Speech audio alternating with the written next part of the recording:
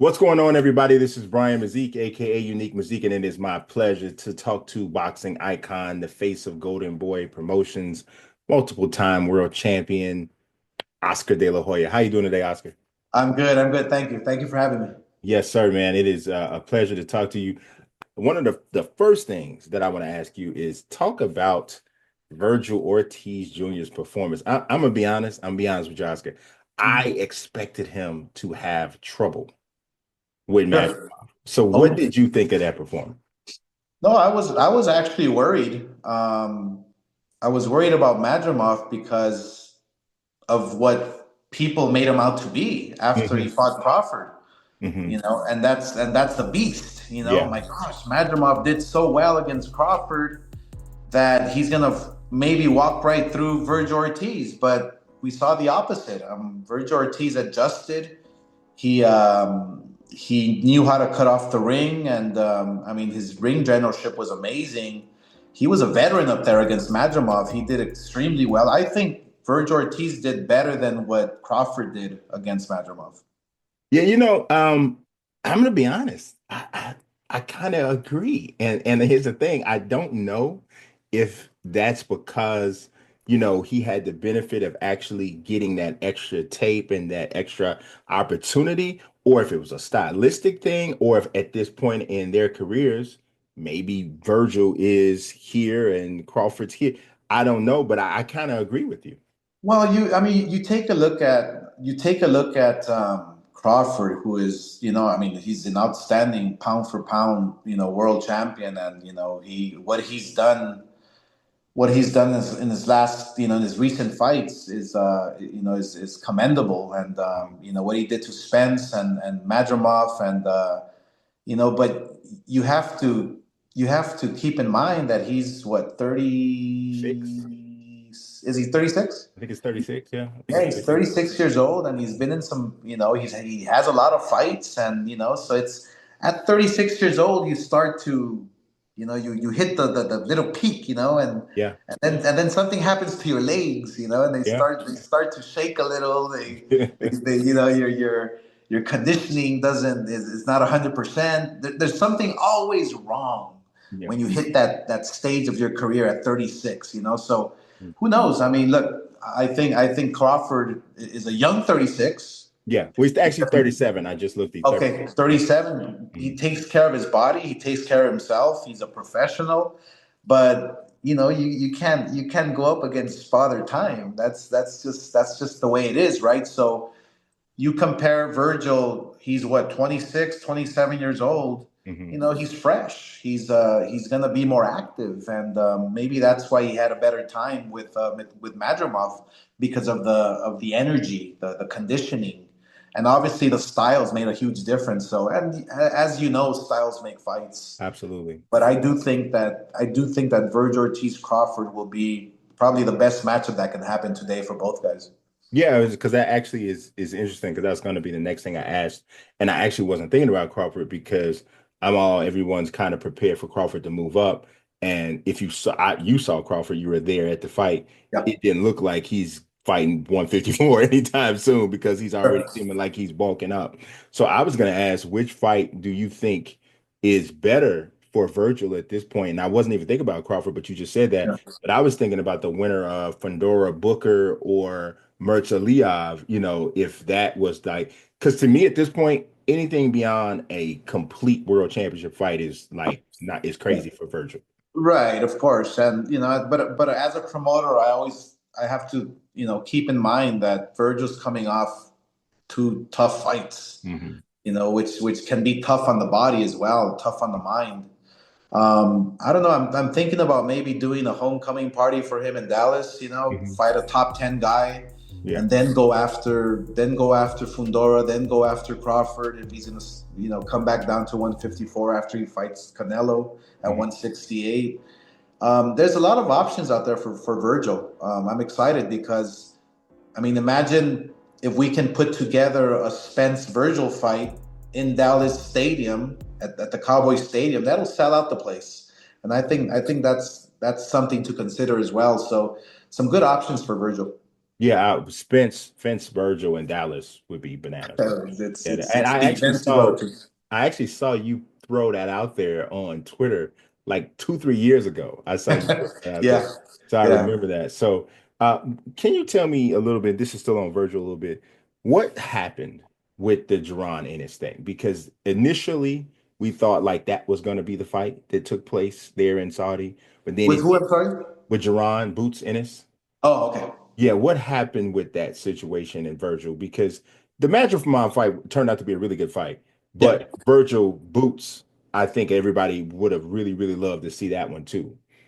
Yeah. Well, I mean, look, the facts are the facts. When Boots last fought, Eddie and Boots were calling out King Kong, Yeah, you know, and and all of a sudden, Virgil's like, "Yeah, I'll fight you anytime," and then they pulled out.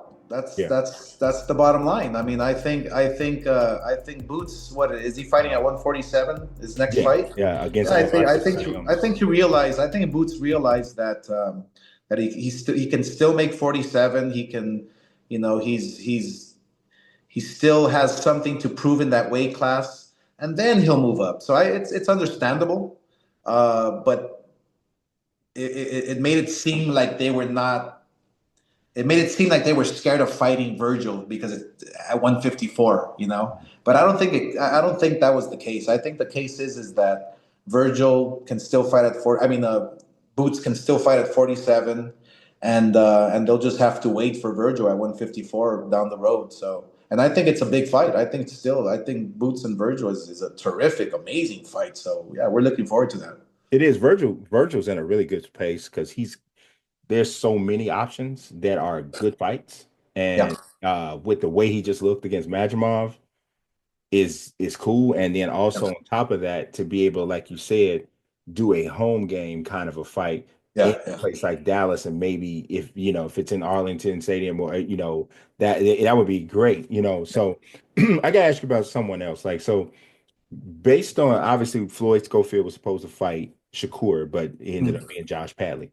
But based on what you saw between Shakur and Padley, are you more or less confident in Zepeda or Schofield's chances against Shakur? Man, it's a tricky question because you know obviously I'm a fighter at heart always, and I Mhm. know styles and I know this and that. Shakur's one hard man to beat, but not impossible, Mhm. right? I Mhm. mean, no, it's not impossible. His style is very difficult. Obviously, this Padley guy he fought gave him a little,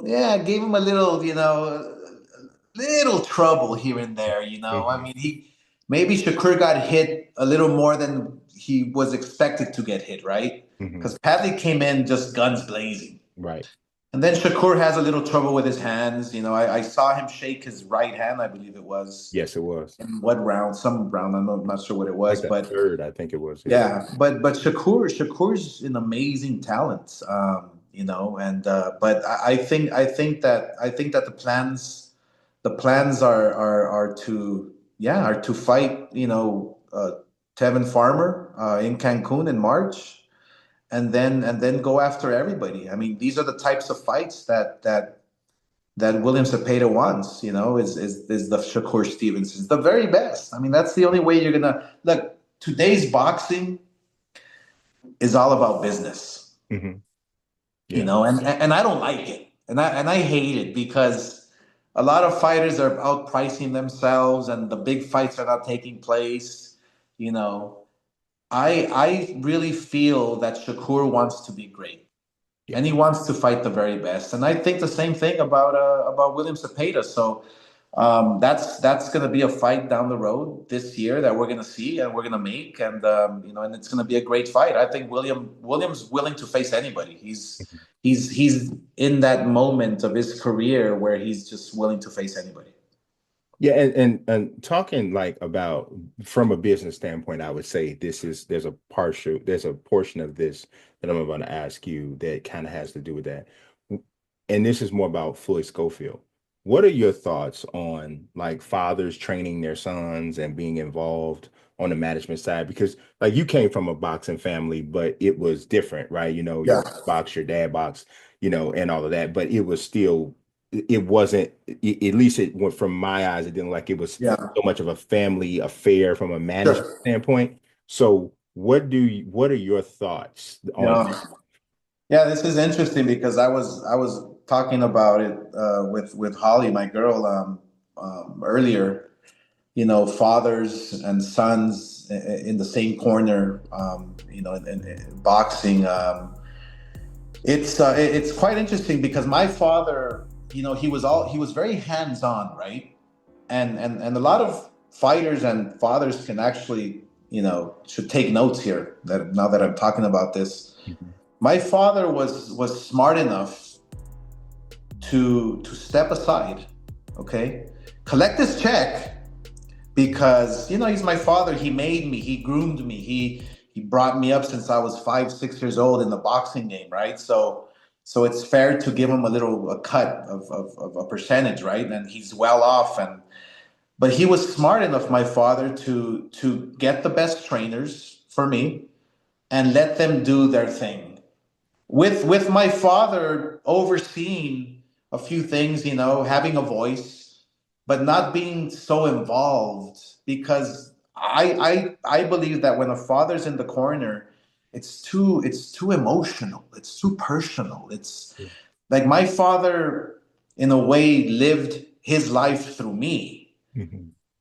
you know, and it just didn't work. And so me as the fighter, I told my father, Dad, as much as it hurt, I told him, Dad, you have to step aside because it's the best for me. Yeah. And he understood that. Yeah. And I was lucky with that. He understood that as long as he got paid, you know, as long as he got his money, it's all Right. good. And he made a lot of money. And so, look, it's, I'm in between a rock and a hard place here because I don't like getting involved with family and the father, the son, but you know it's just a little friendly advice that I would have for anybody who's in that situation. It's like sometimes the fighter has to be the one to say, hey, you know, just let me do my thing. I love you. I appreciate you. You're gonna get paid, and guess what? It's gonna be better long term because I'm gonna become fucking great. Yes. I'm gonna Yeah. become great, and you're gonna get paid, and we're gonna make a lot of money. Yeah. I think that's exactly what worked for me, and that would be my advice for anybody who's in that type of situation. Yeah. No, I think it's good advice. And it also, I've heard that so often Yeah, from so many people, not necessarily fighters that are in that situation, but people who are in management and promotion and in other situations. yeah. Definitely say, It's. I mean, history shows. I mean, yeah. it doesn't work, you know. Yeah. And there's ways to go about it, and you know, and give the news to your father or, you know, on how to do things the right way, you know. Yeah. And I truly feel in my heart that the right thing to do is, you know, hey, just you know, step aside. You're Hmm. still gonna be involved. You're still gonna get paid, but just let me do my career with trainers who are Hall of Famers, Yeah. you know, trainers who have experience, and we can be great together. You know, that's that's the perfect scenario with any father son relationship in the sport of boxing. Yeah, I concur. I definitely do. So I got two more quick questions for you. I know you probably got another one coming up. One of the last questions I have is, and this is about you and your career. I want to know, you obviously had tons of great wins. Tell me the victory that you had that was the most important to you personally, like as a professional, as a man, whatever it Yeah, was, and why. I think it was the I Corte fight. It's my favorite. I Yeah, told you last time I talked to you that's my right. favorite De La Hoya Yeah, yeah. fight. You told me. Yeah. I think that it showed a lot about myself, and you know what's funny is people don't know the real story, like what happened. I actually got cut Mm, a month before the fight over my eye and mhm. sparring. Okay. And I think we had to postpone it a few weeks something happened. Mhm. Well, I took off a few weeks of training because I was already peaked. So I was taking off like a couple of weeks. Well, I started to like, in between the fight, I was drinking and not being a professional, So I wasn't completely 100% like mentally when I did fight I Corte, but man, I just had something to prove, because here you have Corte. Nobody wanted to fight him. Mhm. Undefeated kid from Ghana. Yeah. Oh, he's too tough. Oh, no, I'll take him on. Come on, I can take him on. And yeah, it was the toughest. Yeah, it had to be the toughest fight of my career. And but I did have something to prove there, and I wanted to prove that I can take the punch. I wanted to prove like I could have gone down 10 times in that fight. I would have gone back up. Yeah. Like I had to prove that to myself against Corte because he was the strongest fighter I've ever faced. Yeah, great fight. Just such a great fight. That's the De La Hoya fight I like to show people if they're not familiar. Yeah. So last question. I want to get your thoughts. Canelo Crawford, who wins and why?